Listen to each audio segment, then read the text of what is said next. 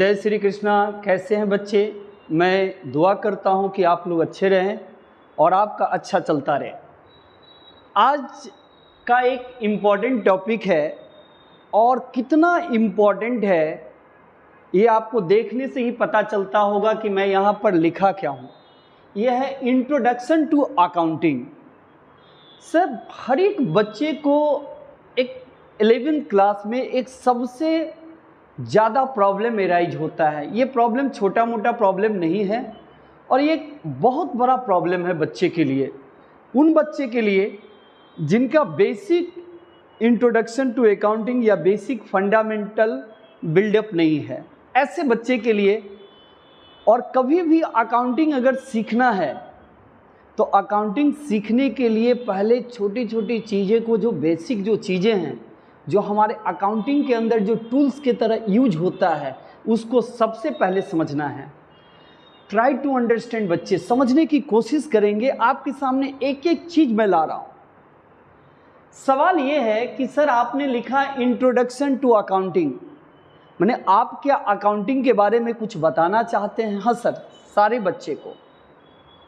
देखिए, आप जिस तरीके से आपका स्टूडेंट लाइफ है कि आपके स्टूडेंट लाइफ में भी या तो आप पास करते हैं या तो नो पास होते हैं, उसी तरीके से बिजनेस का भी एक लाइफ है जिसमें या तो प्रॉफिट होता है या तो लॉस होता है। तो सर, जब प्रॉफिट आप कमाएं तो लॉस आप ही कमाएंगे।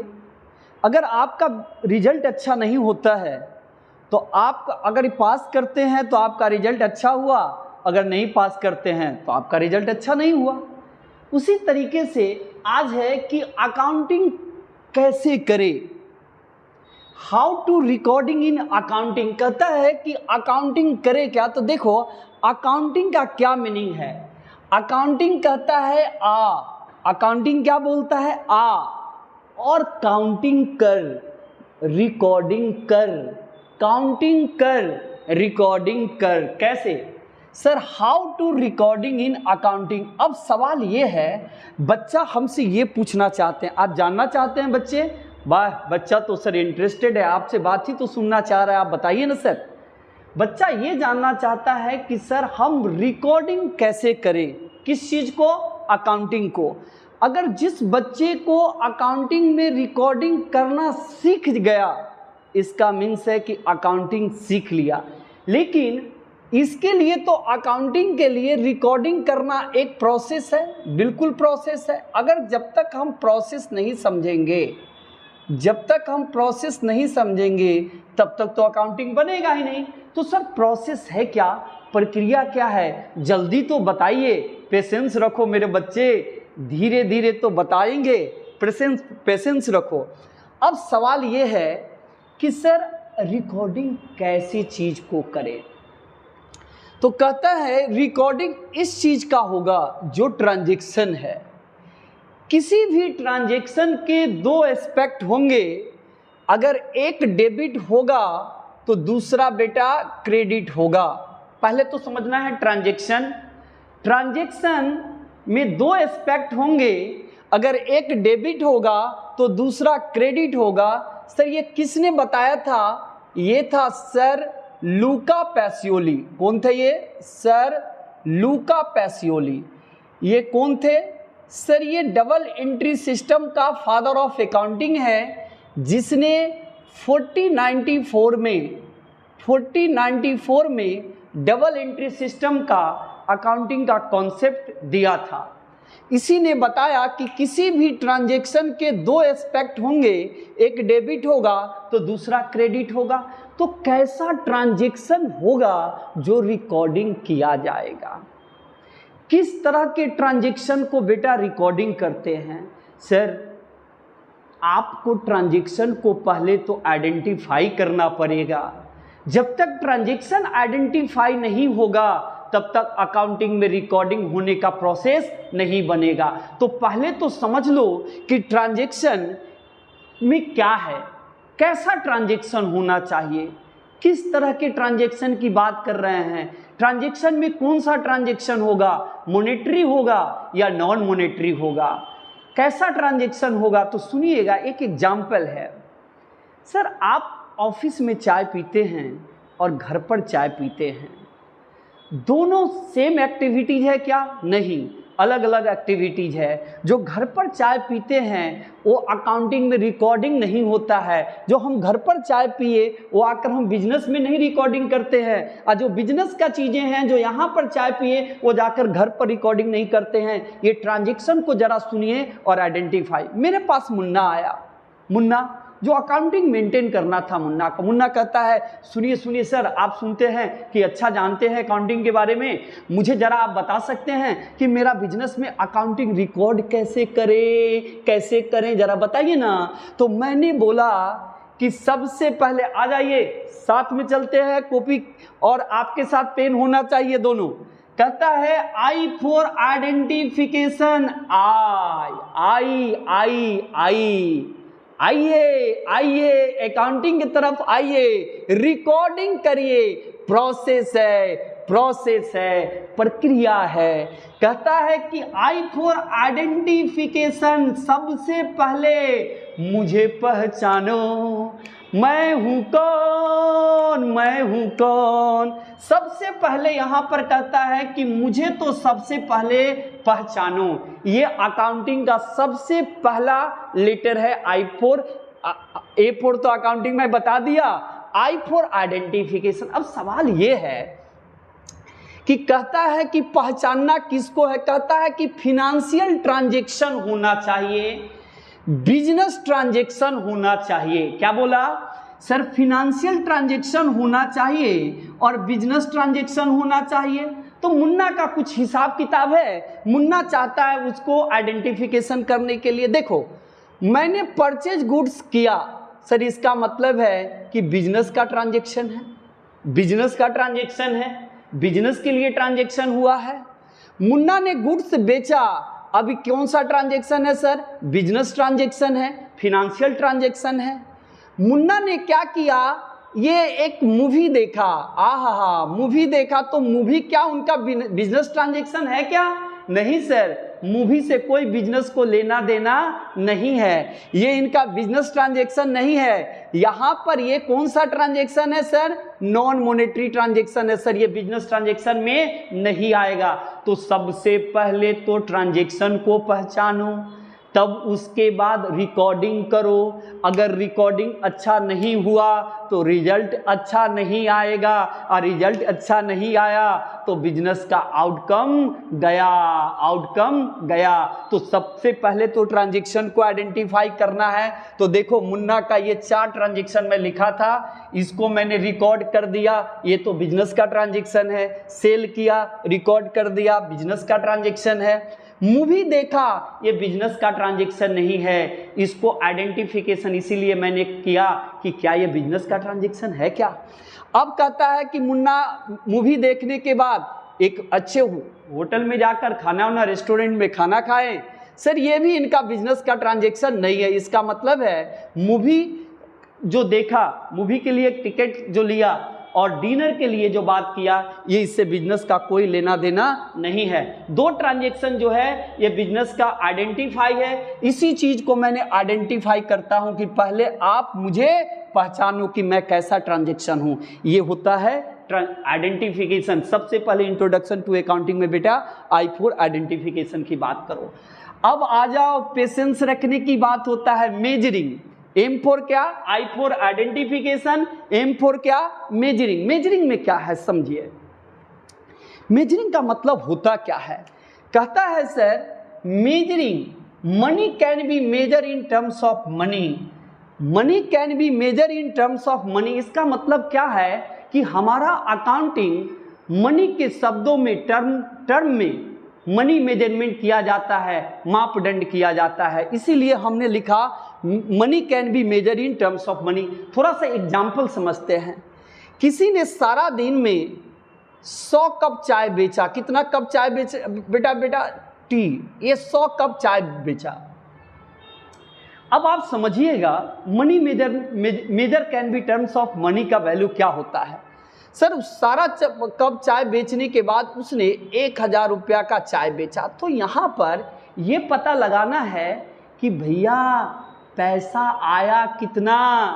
1000 का तो चाय बेचा, लेकिन उसके पास कितना आया से बताओ। उसको बोलते हैं money can be measure in terms of money. किसी ने 50,000 का सामान बेचा, लेकिन आपको समझना है कि उसके दुकानदार के पास, बिजनेस के पास कितना मनी आया। सर उसी चीज को बोलते हैं कि मनी कैन बी मेजर। आप 50 का बेच रहे हैं, 1 रुपया भी नहीं आया, वो भाई नहीं। बात मेरा है मुन्ना का ये कहना है कि मनी मेजर क्या है, मनी मेजरमेंट क्या है। तो बोला कि देखो भाई, तुमने अगर सारा दिन में 100 कप चाय बेचा, अगर 100 कप चाय बेचने के बाद अगर 1000 रुपया आया, ये तुम्हारा मनी मेजरमेंट है, इसी को मनी कैन बी मेजर है। अगर हम 1000 का चाय बेचे, हमको 800 रुपया ही आया, 500 ही आया, तो ये 500 रुपया तुम्हारा money can be measure in terms of money है। ये बात है।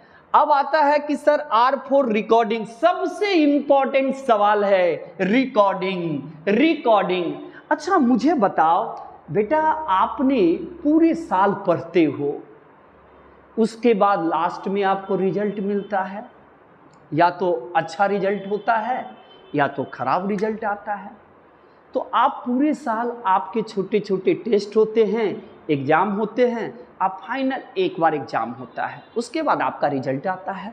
यहाँ पर देखिए, रिकॉर्डिंग का मीन्स होता है रिकॉर्डिंग, मतलब एंट्री को रिकॉर्ड करना, ट्रांजैक्शन को रिकॉर्ड करना। तो देखो अब मुन्ना ने क्या किया, परचेज गुड्स है, सोल्ड किया है, एडवर्टीजमेंट है, कमीशन पेड किया है, सैलरी पेड किया है। तो मुझे बताओ रिकॉर्ड कहाँ होगा। तो सबसे पहले प्राइमरी बुक्स में बेटा रिकॉर्ड होता है, जिसको हम जर्नल बुक बोलते हैं। तो देखो मैंने परचेज किया, रिकॉर्ड हुआ, सोल्ड किया, रिकॉर्ड किया, एडवर्टीजमेंट हुआ, रिकॉर्ड हुआ, कमीशन पेड किया, रिकॉर्ड हुआ, सैलरी पेड किया, रिकॉर्ड। ये सब क्या हो रहा है सर? ये सब रिकॉर्डिंग हो रहा है। क्या हो रहा है? रिकॉर्डिंग हो रहा है।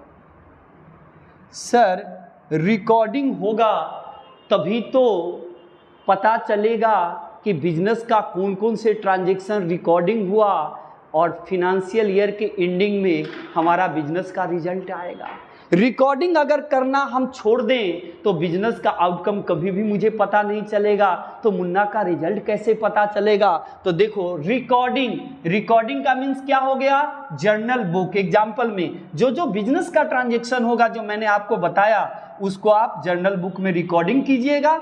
कौन सा बुक्स होता है सर? इसको प्राइमरी बुक्स बोलते हैं या इसको क्रोनोलॉजिकल ऑर्डर बोलते हैं। क्रोनोलॉजिकल ऑर्डर का मीन्स होता है कोई भी ट्रांजैक्शन डेट वाइज लिखा जाता है। कौन सा वाइज लिखा जाता है? Date wise. मतलब जिस डेट का जो चीज होगा वो ट्रांजैक्शन को हम लोग डेट वाइज क्या करते हैं? ट्रांजैक्शन को दिखाते हैं, तभी तो रिजल्ट आएगा। अब आता है सर रिकॉर्डिंग के बाद I for identification, M for measuring, R for recording, C for classifying. Sir classifying क्या होता है? सर ये क्लासीफाइंग, जिसको बेटा हम लोग अकाउंट्स बोलते हैं। क्या बोलते हैं? अकाउंट्स। इसी को अकाउंट्स बोलते हैं। और मैंने आपको बता दिया है कि अकाउंट्स को बेटा किस शेप में लिखते हैं? टी शेप में लिखते हैं। अब समझिए सर क्लासीफाइंग का मतलब क्या होता है। हमारा अकाउंट्स अलग अलग होता है, अलग अलग चीज़ें हैं। क्या चीज़? सुनिए सर, आप जब अकाउंट्स का टाइप्स पढ़ें तो उसमें बहुत सारे टाइप्स था। एसेट्स था, ड्राइंग्स था, एक्सपेंसेस था, लायबिलिटीज था, इनकम था, कैपिटल था। अब यहाँ पर देखिए लिखा है the grouping transaction and entries one nature and क्या? One place. क्लासीफाइंग का मतलब होता है अलग अलग कर दो। हमारा अलग अलग अकाउंट्स होंगे, एक तरह के अकाउंट्स नहीं होते हैं, सब अलग अलग तरह के होते हैं। देखो मैंने परचेज कितनी बार लिखा? 1 2 3 4 5 6 7। तो क्लासीफाइंग में क्या होता है? कहता है कि भाई एक सबको परचेज अकाउंट का हेड बना दो, हेड में रख लो, और जितना परचेज अकाउंट होगा सभी को परचेज में भेजते चले जाओ। अब मान लो को परचेज हमने किया, तो परचेज का जितना सारा होगा, परचेज से रिलेटिंग जो भी ट्रांजैक्शन होगा, देखिए हम कहाँ पर लिखते जा रहे हैं परचेज को? परचेज अकाउंट में। कहाँ लिखते जा रहे हैं? परचेज अकाउंट में। कहां लिखते जा रहे हैं बेटा? परचेज अकाउंट पे। देखो ये परचेज के हेड में चला गया, ये हमारा लेजर है। लेजर क्या करता है? Ledger principal book of accounting system है which contain all the books of accounts। Ledger सभी बुक्सों का राजा है, king of the books of accounts. अब देखो ये तो परचेज का हो गया। अब कहता है बेटा सेल्स का भी हेड एक खोल दो, क्योंकि अलग अलग ग्रुपिंग ट्रांजेक्शन है, एक साथ लिखा हुआ है, मैं उसको अलग अलग कर रहा हूं। देखिए क्या लिखा है अंग्रेजी में, the grouping transaction and entries one nature and क्या वन प्लेस। अगर सेम तरह के नेचर होगा तो उसको अकाउंटिंग में एक ही बार लिखा जाता है, ये अकाउंटिंग पॉलिसी है। एक बार परचेज खुल गया तो फिर परचेज नहीं खुलेगा, एक बार सेल्स खुल गया तो फिर अगेन सेल्स का लेजर नहीं खुलेगा। तो फिर बताइए अब सेल्स का जितना भी होगा सब किधर लिखेंगे सर? सब सेल्स के अकाउंट में लिखेंगे। किधर लिखेंगे बेटा? सेल्स वाला सब सेल्स में चला गया। किधर चला गया? सेल्स में चला गया। तो देखो इससे क्या हुआ से मैं आपको बताता हूं। सर इसी को तो आप लेजर बोलते हो, इसी को क्या बोलते हो? इसी को क्लासिफाइंग कोई हम लोग क्या बोलते हैं? बोल तो लेजर बोलते हैं। क्या बोलते हैं बेटा? लेजर। तो लेजर अगर क्लासिफाइंग की बात करें तो grouping transaction and one and entries one nature and क्या वन प्लेस। ये अकाउंट्स है, इसको हम अकाउंट्स को टी शेप में लिखते हैं। परचेज, अब देखिए अलग अलग हेड ऑफ अकाउंट्स होगा। परचेज हम जितने सारे परचेज है वो परचेज अकाउंट में लिखेंगे, और जितने सारे सेल्स का है सेल्स में। इसको यहाँ से हम लोग क्या करते हैं? अलग अलग हेड बना दिए। अब आइए, अब आता है कि सर S4 क्या? समराइजिंग। समराइजिंग क्या होता है? सर आपका रिजल्ट आप पूरे साल पढ़ते हैं और आपका रिजल्ट एक पेज में आता है, date is called summarising. 50 page में आपका रिजल्ट नहीं आता है। तो देखिए समराइजिंग का मतलब होता है ट्रायल बैलेंस, और कोई भी ट्रायल बैलेंस यहाँ से छोटा मुन्ना हो जाता है। क्या हो जाता है बेटा? छोटा मुन्ना। अब ट्रायल बैलेंस कहाँ से बनता है बेटा? तो ट्रायल बैलेंस इसी लेजर बैलेंस से, अकाउंटिंग से हमारा ट्रायल बैलेंस। तो S4 समराइजिंग। समराइजिंग में क्या क्या है? ट्रायल बैलेंस है, ट्रेडिंग अकाउंट है, profit and loss balance sheet. इसके बारे में डिटेल्स में पढ़ेंगे बेटा, लेकिन अभी समझ लो समराइजिंग क्या होता है। अब किसी ने बोला कि भैया पूरे साल का मुझे टोटल परचेज चाहिए। क्या चाहिए? Total purchase. अब मैं ढूंढता रहूंगा इस सब में कि टोटल परचेज है क्या। तो हमने इसको क्या करते हैं? समराइज करके टोटल परचेज निकाल लेते हैं कि मेरा पता चल गया कि टोटल परचेज कितने का था। तो सर पता चला कि टोटल परचेज आपने किया है 5 लाख का। कितने का किया है? 5 लाख का। इसके बाद आपको पता चला कि टोटल सेल्स कितने का है, तो टोटल सेल्स है आपका 1 लाख का। तो ये आप जो आप लिख रहे हैं ये डेट इज कॉल्ड समराइजिंग। जैसे ही टोटल कोई चीज़ को करेंगे वो मेरा समराइजिंग होता है। यहाँ पर हम टोटल चीज़ लिखते हैं। हम परचेज, अब मान लीजिए कि यहाँ पर परचेज मेरे साथ बहुत सारे हैं, तो परचेज का हमने टोटल करके बैलेंस शीट निकाल के टोटल परचेज लिख लिए, सेल का टोटल सेल लिख लिए। ये हमारा समराइजिंग बताता है। समराइजिंग के बाद आता है एनालाइज एंड इंटरप्रिटेशन। ये क्या होता है? सर रिजल्ट जब आता है तो रिजल्ट सुनकर मुझे उतावला नहीं हो जाना चाहिए, ईगरनेस ठीक है।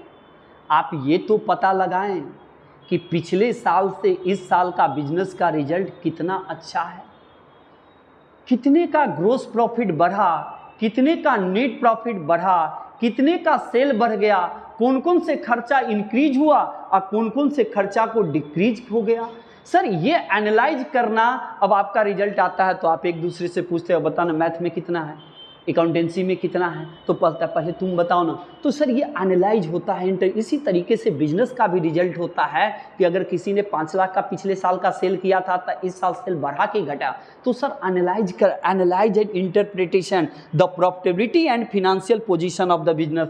आपका बिजनेस का जो फिनेंशियल पोजीशन होना चाहिए, जो पीएल होना चाहिए, जो बैलेंस शीट होना चाहिए, ये कैसा है ये तो देखना पड़ेगा। हमारा रिजल्ट पिछले साल से अच्छा है या खराब है, ये रिजल्ट को पता लगाते हैं। इसके बाद आता है CTU, कम्युनिकेटिंग टू यूजर्स। अब result financial statement provided to the users. अब रिजल्ट किसको मिलना चाहिए? सर वो लोग जो बिजनेस में पैसा लगाया है, वो है जो इन्वेस्टर है, जो आपको यहाँ पैसा लगाया है, वो रिजल्ट चाहता है। रिजल्ट आपके गार्जियन भी आपसे रिजल्ट चाहते हैं, आप में इन्वेस्ट करते हैं तो वो पता लगाते हैं कि भाई साल के एंड में मुझे बताओ तुम्हारा रिजल्ट है। उसी तरीके से प्रत्येक बिजनेसमैन मुन्ना को बिजनेस को लास्ट में रिजल्ट चाहिए, मेरा रिजल्ट कैसा है। तो देखो जो लोग communicate result the financial statement provided to the user, जो इंटरेस्टेड है, जो अकाउंटिंग से इंटरेस्ट है, जो पैसा लगाए हुआ है या लगाना चाहता है, वो आपके अकाउंटिंग में इंटरेस्ट रखेगा। तो देखिए result financial statement provided to the user, तभी तो हमारा रिजल्ट अच्छा आएगा, तभी तो हम उस चीज़ को जज कर पाएंगे कि हमारा रिजल्ट कितना अच्छा है। अब आइए सर, इसके बाद हम आपको बताना चाहते हैं कि रिजल्ट में इसमें क्या हमने अभी तक आपने किया। देखिए ध्यान से सुनेंगे, लास्ट है सर। यहाँ पर देखिए आपने क्या पढ़ा। सर मैंने पढ़ा कि sir I for identification, M for measuring, R for बेटा recording, R for recording, C for classifying, S for summarising, I analyse and interpretation, और लास्ट में पढ़े CTU का मतलब क्या होता है, कम्युनिकेटिंग टू यूजर्स। याद कर लीजिएगा, I फॉर आइडेंटिफिकेशन जिसको हमने बोला business transaction, M for measuring का मतलब है money can be measure in terms of money. बेटा अगर मैंने 1000 का चाय बेचा तो मुझे ये पता लगाना है कि 1000 चाय आया कितना मेरे पास, जितना आया वो money can be measure in terms of money. हम लाखों को बेचे लेकिन मेरे पास कितना आया वो भी तो देखना है। मेजरिंग, R फॉर रिकॉर्डिंग कहाँ होगा बेटा, रिकॉर्डिंग यहाँ देखिए, रिकॉर्डिंग जर्नल बुक में होगा, जो मैंने ये जर्नल बुक में प्राइमरी बुक्स या क्रोनोलॉजिकल ऑर्डर या डेट वाइज लिखेंगे। C फॉर क्या, क्लासीफाइंग का मतलब क्या होता है, अकाउंट को अलग अलग करना है, अलग अलग नेचर के अकाउंट होंगे, अलग अलग हेड में हमको देखो मैंने क्या किया, परचेज सेल्स, ये अलग अलग परचेज के हेड में डाल दिया, सेल्स वाला जितना ट्रांजेक्शन, इसीलिए the grouping transaction and entries one nature and क्या वन प्लेस से। S फॉर क्या, समराइजिंग, यहीं पर मेरा छोटा मुन्ना हो जाता है, जिसको हम समराइज करके छोटा करके रिजल्ट, जैसे आपका रिजल्ट आता है तो 10 पेज में आता है क्या, नहीं 1 पेज में आता है सर। फिर उसके बाद हम रिजल्ट को एनालाइज करते हैं कि मेरा रिजल्ट कितना अच्छा है पिछले साल से इस साल, बिजनेस का रिजल्ट हो सकता है। एनालाइज एंड इंटरप्रिटेशन और कम्युनिकेटिंग टू यूजर का मतलब हो गया कि जो फिनेंशियल स्टेटमेंट जो यूजर्स है उसको हमको क्या प्रोवाइड करना है, फिनेंशियल स्टेटमेंट प्रोवाइडेड टू क्या यूजर्स। और यहाँ पर देखिए एनालाइज एंड इंटरप्रिटेशन का मीनिंग क्या हो गया, profitability and financial position of the business. Thank you बच्चा, इसको पढ़िएगा अच्छे तरीके से। Thank you very much.